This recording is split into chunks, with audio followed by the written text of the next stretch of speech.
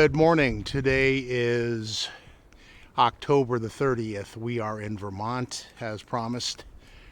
You can see by the rain poncho, it's one of those days. The weather is going to do what it's going to do. And rather than be out in the middle of nowhere and get soaked in 40-something degree weather, I just figured I'll cover the bases and wear the poncho and look ever so fashionable in the wet weather. So we're out today to have a look around on a Thursday, and I have had activity in this area on a weekday, being the only one here. And so far, I'm the only signs of life in terms of humans. So those could well be the conditions. I'm going to be out again tomorrow too, possibly here. I might change my mind and go somewhere else if it's quiet here today, though. And unlike so many other weeks, there actually is some gossip fodder to cover, and it's kind of near and dear to my heart from a historical standpoint, so we will be covering that. And some people may say I'm digging up old wounds. It's actually kind of spilling into new stuff, so if you feel that way, keep it to yourself, because you ain't the boss of me. Anyway, let's get going, and let's see where we end up. Thanks.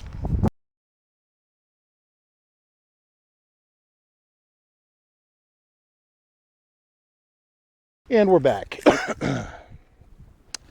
Somebody has since made a campsite here, which is a very interesting spot to make one, because you have the high ground and you really nothing's going to sneak up on you when you're up on top. Kind of tucked away behind the trees too. Anyway, I promised you gossip, and an old chestnut, the old golden goose that likes to keep on giving when it comes to Bigfootery bullshit and pointless internet drama.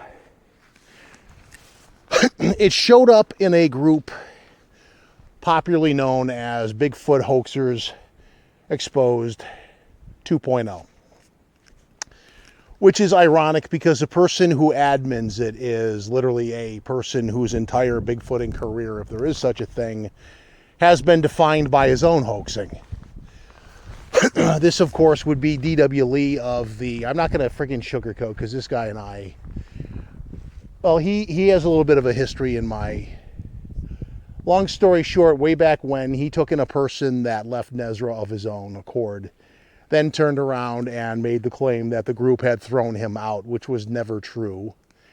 More to the point, he was given a choice after doing some questionable things to either shape up or ship out, and he very willfully chose to ship out rather than shape up. So DW took him in, and together they effectively rewrote Nezra history, despite the fact that one of them was lying through their fucking teeth and the other one, or speaking through delusion. Either one's possible.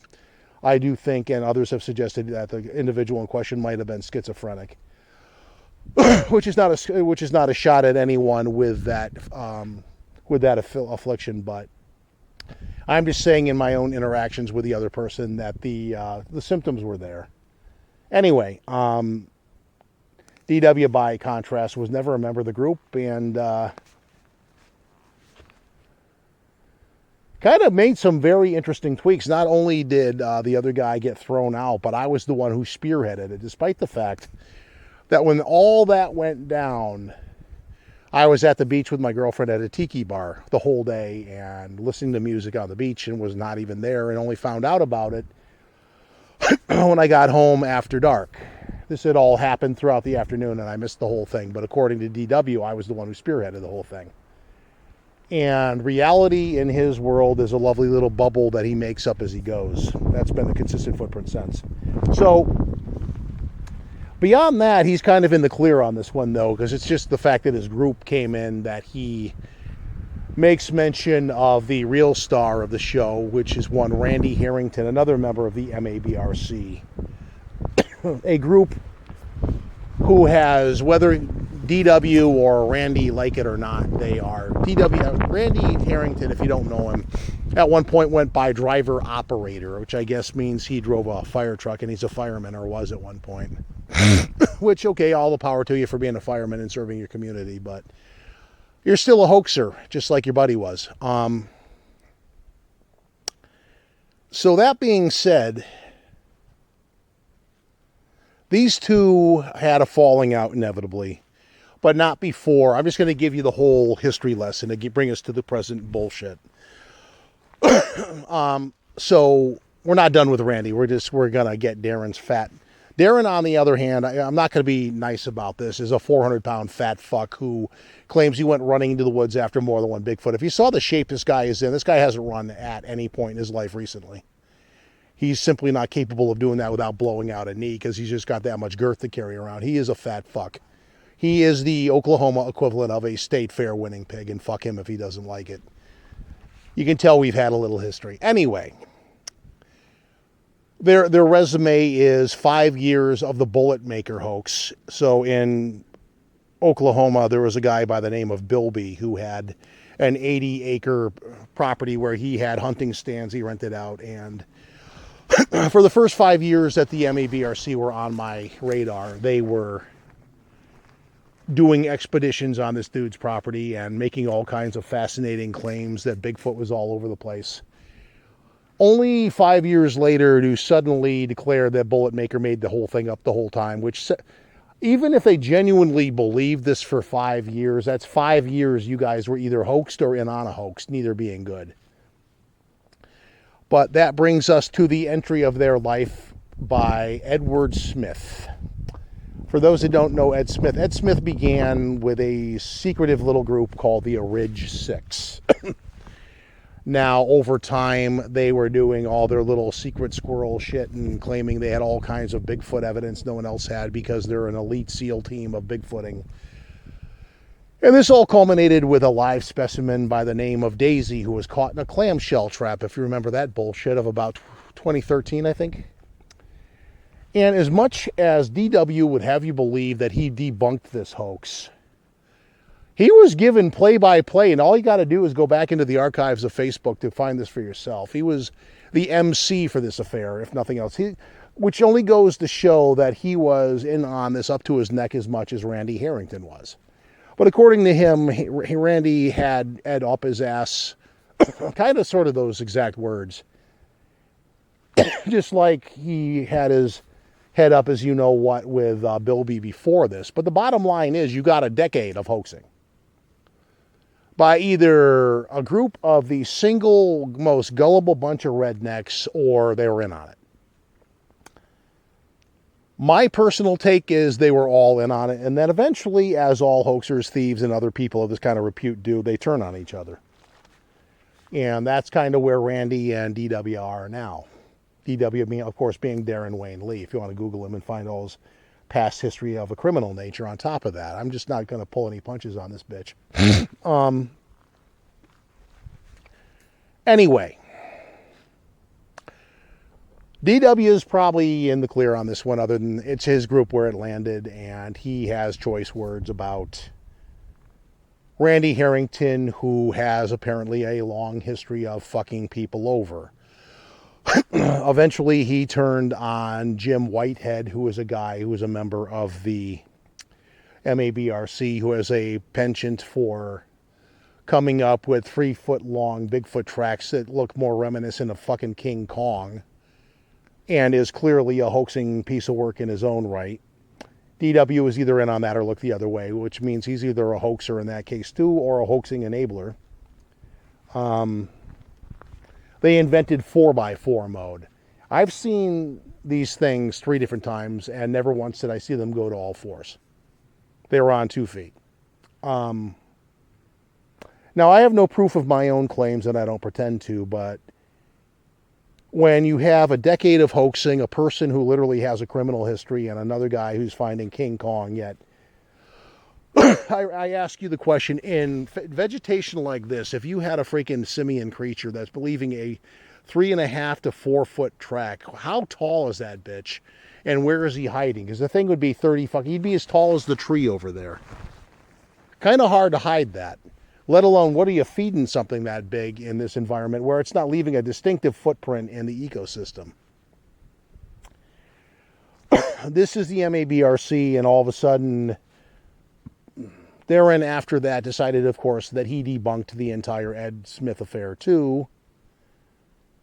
or it just kind of fell apart on its own, because you're literally claiming that you have a living specimen. So your only exit strategy is either A, the government took it because everybody loves that one, or B, it got away somehow because a bunch of fat retarded rednecks lost it because they were too dumb to keep the thing in the clamshell trap, or 3, and more likely than not, you never had it because you made the whole fucking thing up and you lied.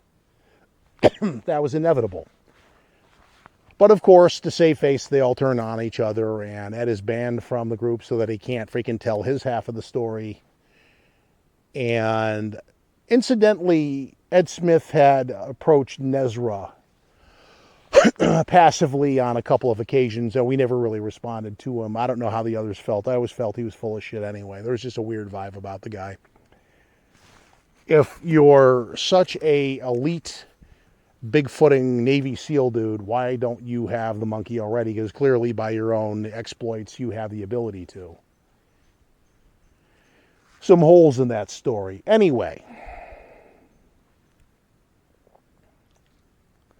moving to the post-Harrington era of this group, Harrington claims he left because of, lo and behold, all the hoaxing on a group called Booch's Bonanza of all things, something, and some paranormal too. I forget what the current name it is. It's gone through a couple of different things. Just look under BOOCH for Booch, who is a person who may or may not still be involved in Bigfooting when he's not posting political posts on my feed. But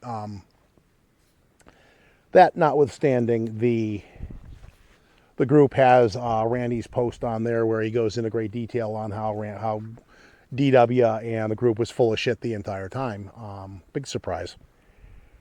But that brings us to Randy's own interesting past, where apparently he was he has a criminal history too. I'll leave that where, because it's not really relevant to where we are now. So this doesn't come across like a thorough character assassination. I ride Lee so hard though, because he basically has a never-ending penchant for getting in other people's business, stealing other people's work, notably Janice Carter and Dr. Bindernagel's work. He just threw that up on his website without asking the estates, claiming, of course, it's for the good of the community, when in fact it's plagiarism and or just outright theft. And fuck you if you don't like my saying that, because I'm not wrong. But he's also cyber-stalked. Go and look at any Hall of Shame year, and you'll see where there's plenty of evidence. This guy is an active cyber-stalker of myself and others over a matter of at least 10 years. There's really nothing nice to say about this fat state fair winning hog. Fat fuck that he is. He has his own business because he can't get a job in IT otherwise, because he has that criminal history, by the way. Anyway, moving on from him. Randy has fucked over, among other people, Sharon, I think it's Sharon Lee, who's not related to the pig boy, because she's in, I believe, Ohio, last I knew. No issues with her per se, but she makes the claim Randy was somebody who did her wrong and was stalking her for a bit, both in and out of the MABRC, if I remember correctly. And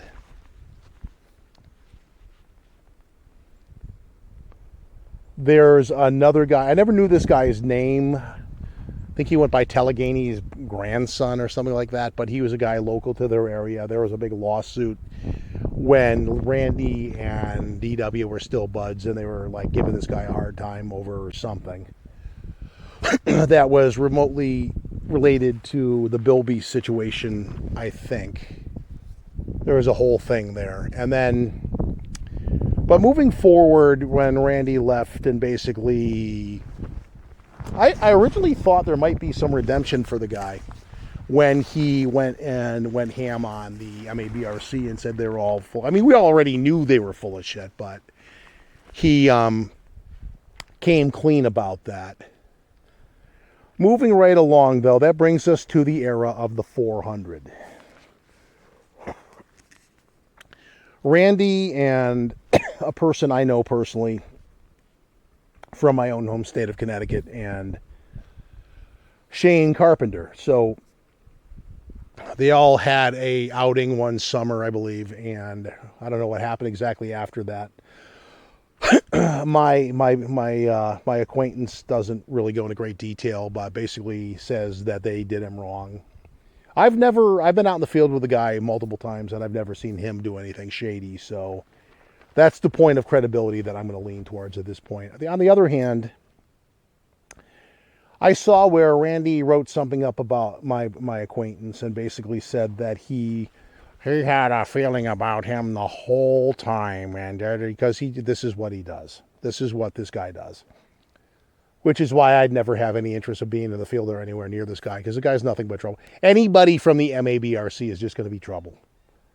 Unrelated bit in a coming up that's unrelated to all this, but also person connected from there. This guy said that he never actually said really what what this acquaintance of mine did. But he had a feeling that he was full of it the entire time. And then a year later, Randy's crying bloody murder that he was used and abused by Shane Carpenter for money to keep some little documentary going on about the 400, which is apparently a big bunch of shit. But the year before that, he and Randy were apparently using my acquaintance for that same amount of money to keep this thing going too. What's that say about Randy?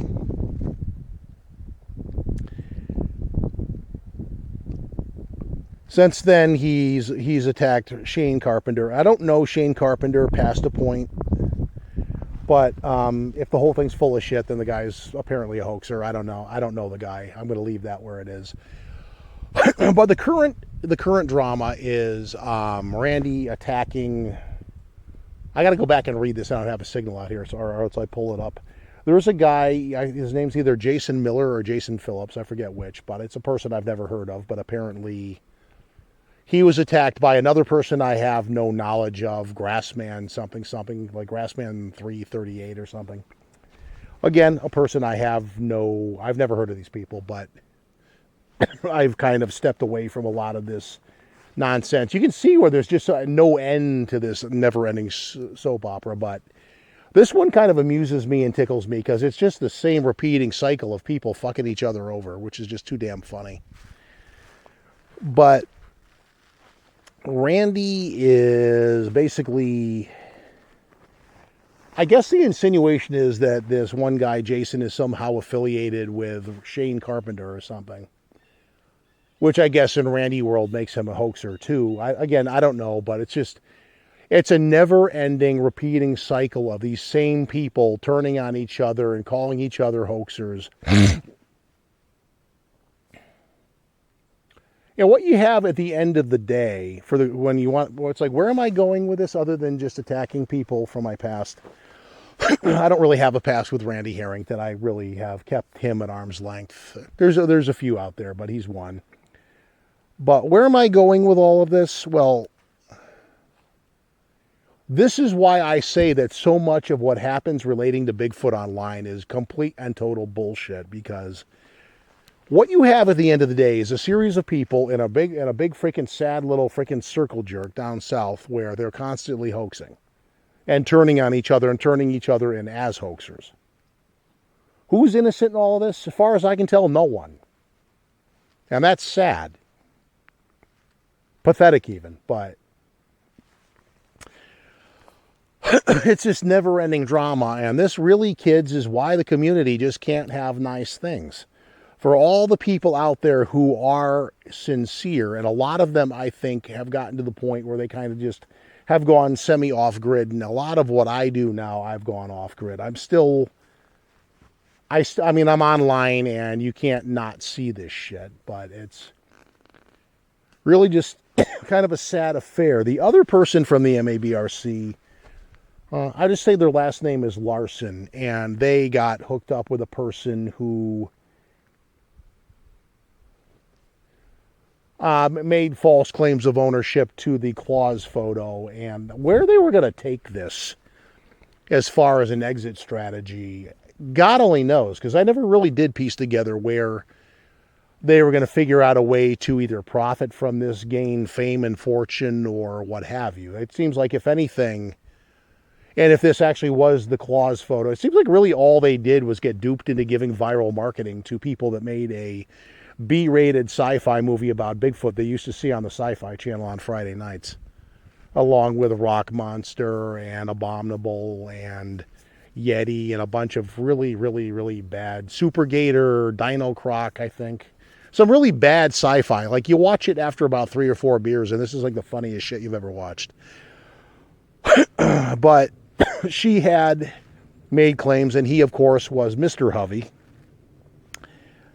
in some corners, and I'm sure he loves being called that. But he was another one that came from the MABRC. I don't know, honestly, in defense, or in fairness anyway. I'm not going to defend the guy or sink him, but in fairness, I don't know that he had any active role in all the other nonsense I already just laid out for you. He may have been there for Bullet Maker and Ed Smith and all that, but I don't have any direct correlation of that.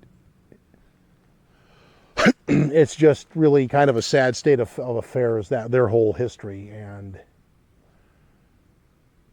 honestly, when I first encountered them, I tried to give them a fair shake out of curiosity, because, but then the other guy from Nezra came there and started spouting off, and like, all you had to do was just walk away. It's really all you had to do. Because when it came time that Nezra and I had we'll say a loggerheads of methodology, and we weren't going to see eye to eye, despite the fact they handled the affair less than diplomatically, I basically just walked away. That's really all you have to do. And in the years after that, there wasn't any feud, there wasn't any nastiness on any public level. It was just done. And that's all it really ever had to be. But why do people always like try to fuck each other over? Because there's a secondary commentary I'm going to throw out there too, on the subject of sock puppets, which is, for those unfamiliar with the vernacular of the internet, a secondary account somebody uses to sneak back onto a forum or like venue that they've been banned from after they didn't see eye to eye with the cool kids in that forum or whoever, the admins and mods and their buddies. And it's the funniest thing, because to some of the people out there, this is like the cardinal Bigfooting sin, and yet everybody does it. Why do they do it? Because for some reason, for some in the community, this is somehow a competition to find the end game or keep anyone else from finding the end game, because for a lot of people, then the cash cow stops giving. The mystery's done. And they spy on each other to see if anyone's getting close. And people have made some really interesting decisions over time in pursuit of not having their name not be on that end game winning move. Case in point, and he may or may not be mad at me for saying this, but it's a part of Bigfooting history and known public knowledge, and that's when Steve Kulls went off with the Freezer Monkey Squad, Rick Dyer and Tom Biscardi, people who even then had a reputation. I mean, Dyer literally is a used car salesman. Need I say more? And in his defense, he's never actually denied that he was a hoaxer. He'll come right out and brazenly say, yeah, if you believe me, then that's on you. There's a weird backhanded respect. The guy comes right out and just doesn't even sugarcoat it. So, whereas Biscardi is, that's another matter, on par with somebody like Todd Standing. If you believe these people, watch your wallet. That's all I'm going to say. Anyway, Kulls went there. Why? Because I think at one point he even said, I have to know. When you look at the people who were involved, I could have told you how that was going to turn out. And lo and behold, it was a freezer monkey. Big surprise. Kulls got some flack after that. He seems like he's recovered and learned from it, and all the power to him. He wrote a book and got something out of it in the end. So there's that. I'll give him that much. But he He had to learn the hard way because he had to know. So, okay, now you know. Hopefully you're more discerning in the future. Not attacking you, just using you as an example because it's there. And others have done the same thing. People were starting to gravitate around the clamshell trap because they were so afraid not to have their moniker attached to this thing. And despite his claims he busted the hoax, Darren Lee was basically leading the onboarding committee. Why the fuck you need an onboarding committee for something? I don't know, but it was trying to pull in the Strains and all these other highly known people within the community who were going to lend credibility to this whole affair. There's no version of this where this guy was not intimately involved in the whole charade, whatever you want to call it. He'll claim to this day, oh, I deeply regret that because I lost some really good members of the group. Really good hoaxers, because unless you can produce the monkey literally in living form, you were doomed to fail. You fat fuck. You dumb fat fuck. Anyway, enough of that. Let's cover some ground and look around here, this lovely scenery, and see if we find anything. So far today, I have come across a lackadaisical deer hunter that actually had a shot at a smaller doe, but didn't take it, moved on deeper into the woods for reasons that only he knows. But anyway, I didn't see Bambi die, so that's a plus, I suppose. And, you know, venison is something I can take or leave anyway. But anyway, we're going to move on because up here on the hill in the wind, it's like, again, maybe 42 degrees, not exactly the wind, the balmiest day. So we're going to move on. We're going to take a segment break, cover some ground, see what we can scare up, and take things from there. And then I'm out again tomorrow too. I just wanted to get this thing out of my system because I saw it pop up the other day, and I'm just like, Jesus Christ, is there ever going to be a day when these guys just go out and look for the damn thing and not generate so much friggin' soap opera-esque bullshit? No, apparently not. And the thing is, now the other guy, Harrington's got a freaking podcast, The Sensible Bigfoot. You're a hoaxer, bitch, and I've seen 2 episodes and snippets, and all you're doing is ragging on how all the other people are full of shit, and you're so righteous. You're so righteous, show me the monkey. If you don't have it, then get back to work. Really not that hard. Anyway, I may be up on a hill yapping, but I'm up a hill yapping probably about 4 miles from my car, 7 miles from a main road in the middle of bleeping nowhere, braving deer season without wearing orange today because it's too fucking cold and wet. So, I'm wearing orange under my rain poncho, but that's another matter. Anyway, segment break. We'll be back in a bit. We're kind of going down a little... Not sure if this used to be an ATV trail or something, but it's kind of adjacent to a trail I've been on, but not one I've ever been down. Although it doesn't really seem to go very far. I have been to the end of it over there. I'm just looking for an easier way to go around than over that thing. I don't want to tear the poncho if I don't have to. Unlike some, and quick tip on field gear. If you're going to have a rain poncho for days when it's cold, wet, and shitty, it's like drizzly today. It's not really full-on rain. I just dressed for the occasion, but it might be tempting to get the $5 special from Walmart or whatever, but you should understand these are a single-use poncho. If you do, if you rip them once, I just walked in some really crappy terrain. They are not gonna last. You know, it is what it is. You tear it once and it's done. It'll serve you good one time, maybe 2. Don't think it's part of your long-term gear though. You're better off getting the $12 or $15 one, or God forbid, spend $20. They tend to be made of better material like this one, and it'll hold up better. It's just another example of you kind of get what you pay for. And trying to figure out the best angle of approach. There's like a little meadow lit over there. And if I get around the damn tree, which was really the purpose of coming down here, going on that little trail is probably easier overall than going through this little stump garden thing. So we'll do that instead. Precisely to avoid wear and tear on said poncho, because it's just on days when you go out in the woods, colder seasons, and it's wet like today, to have it in a grabbable spot in your back seat ain't so bad. Excuse me, it just gives you the ability. For those wondering about the cough, I'm getting over a cold. I had one about a week ago, and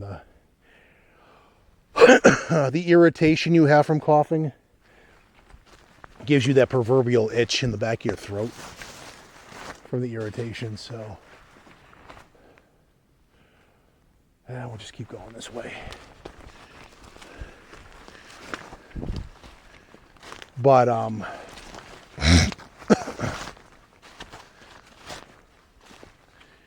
it's not a bad thing to have. I think I'm going to end up on the upper back side of this thing, or alongside it closely anyway. And I'll just have a look-see. Anyway, for those, when I talk about kind of like getting away from the drama and all that, why bring all that up? Well, for lack of a better answer, consider it like a cautionary tale. My acquaintance came into the community later in the history of the community than I did, and unfortunately has been burned once or twice because he didn't know who was who. And that's unfortunate, because a lot of people walk away from a fascinating subject because so many online personas are assholes about it. And it does really ruin it for a lot of people. And I do find it funny that DW has referred to me in the past as the most toxic person in Bigfooting. But you know, he's never called me a hoaxer. And there lies the biggest irony of anything coming out of that guy's mouth. For all the things he has called me, he's never called me a hoaxer. Because in the history of the time I've made this vlog, if nothing else, I'll refer to things as allegedly, possibly, maybe, mainly because I don't know for sure. A lot of people, though, don't do that. They speak in absolutes. And like, you don't know that. In 2016, I saw something in this stretch of the woods, and I am pretty sure it wasn't a man or a bear, but what it was, I'm not going to swear to, because I don't know. I honestly don't know.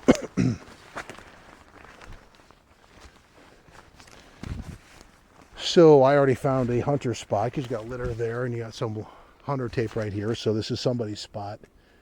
I also have to be cognizant of the fact that I walked by a pickup truck along the main way in and out of here, so there is potentially somebody hiking in here. Hunting in here. So, speaking of, I don't know if you can see it through the lens. When I say it's drizzly, I mean it's like misting out. I wouldn't even call what's coming down right now even rain. It's like a cold mist. But I wear the poncho because, from past experience, if you're wearing a fleece or something absorbent, that sneaks up on you. Suddenly you're wet and you're cold and you don't know why, but it's been seeping in for the last hour. The fuck are they? These look like zip ties or something.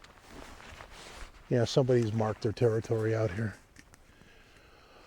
And you have some kind of a trail over there. Game trail, most likely. And that just goes up the hill. There's a trail that goes that way. I don't think that goes towards anything that goes up the mountain. It'll take you all the way to Glastonbury Mountain if you go that far. Of course, you're talking about another 8 or 9 miles. This stretch of the Southern Green Mountains is by the way through, put it this way, is measured at about 17 miles. Sure, it's such a tiny little neighborhood. Which is why, well, how come when you thought you had something you were tracking, how come you lost it? Again, 17 effing miles. It's not a tiny little spot. If they move a mile that way, you're going through some fairly thick shit in some areas. And it's easy enough to if you wanted to hide out in here from like the law and you knew a little bit of survival stuff, you really could. Wouldn't be impossible. Anyway, it is quiet today, which is surprising because if you're going to have anything happen other than like the odd deer hunter, like me and one other guy in here, I think, there ain't a lot going on a weekday. So I am going to take a segment break again and start making my way towards another area, slowly making my way back and see where things take the form there. What I have to do, because I'm doing 2 days though, is mind the space on the SD card, because every now and then you get on a subject and you use it up. That's why now when I start out, I usually format it so I have the whole of the card. You don't secretly have like 10 megs left and use it up in 5 minutes. That's usually when something will happen. Anyway, segment break time. We'll be back in a bit. Good morning. Today's the 31st. Happy Halloween. It is day 2 of rainy weather, and we are in a location well north of where we were yesterday in what I'm calling Plan C, because the weather is kind of the thing for today to take into account. One, Plan A was going to be a situation where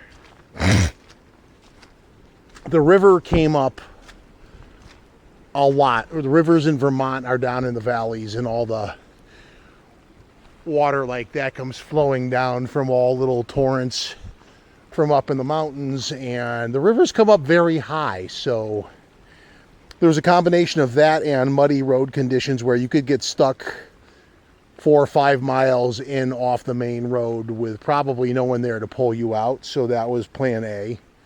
Plan B was an area not so far up the hill from there. However, it was also like driving sheets of rain and wind. So visibility, video conditions of any kind and all that. So we came north in the hopes that we would have less of one of the two, and so far there's rain, but the wind, which was really the debilitating factor in Plan B, has brought us to Plan C. So that's where we are today. Haven't been in this area for a while, so we're at a situational disadvantage. We're doing this blind, so if something goes on today, Squatchy's going to probably smell like wet dog because it's wet out here. Anyway, we're going to get moving, and that's the plan, and we'll see what happens. But if not, it's like one of those days where it is what it is, and we're making do the best we can, and that's about where we are. We'll check back in shortly and see where we are, as long as the wind doesn't kick up, which it's doing even as we speak. But good old-fashioned New England nor'easter. And we'll see where we are.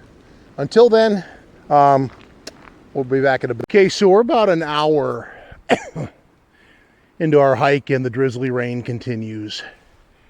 This is not a huge wetland. It's probably the most scenic thing I'm going to see so far, other than just this.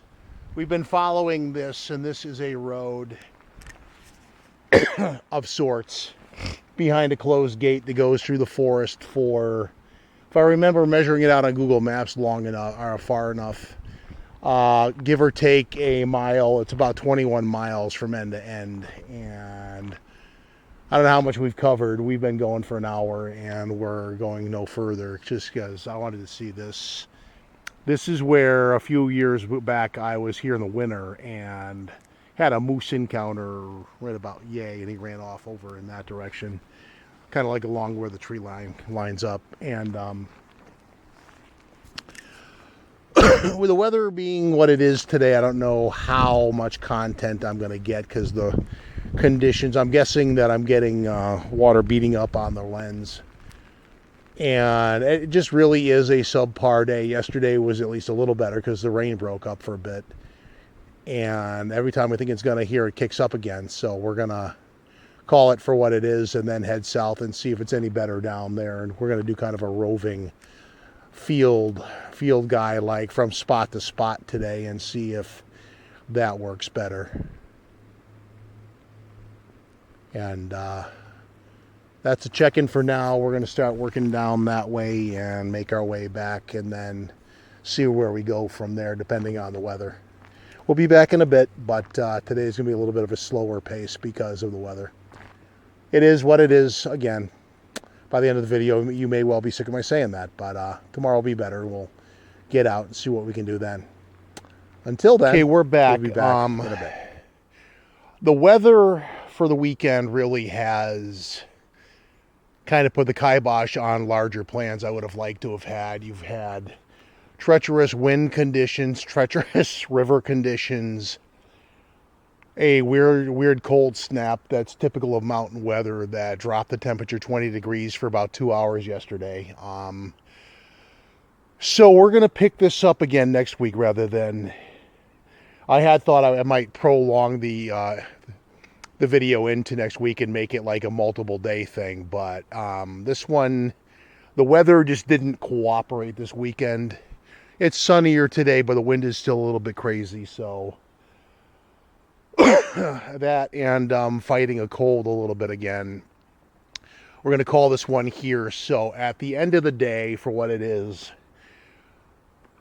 I had grander plans and they didn't work out the way I had hoped, specifically. So that being said,